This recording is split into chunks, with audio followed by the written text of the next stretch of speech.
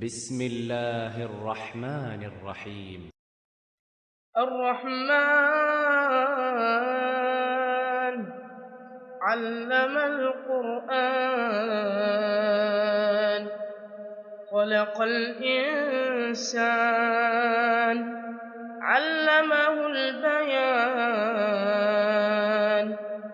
الشمس والقمر بحسبان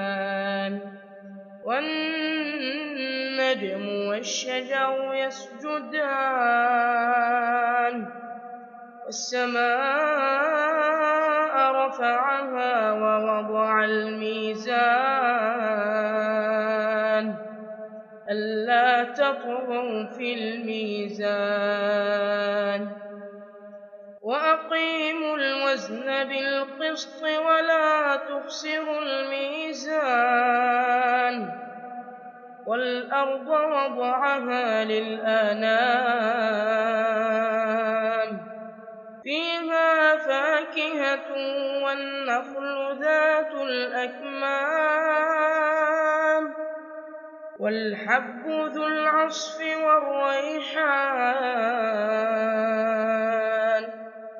فبأي آلاء ربكما تكذبان خلق الإنسان من صلصال كالفخار وخلق الجان من مارج من نار فبأي آلاء ربكما تكذبان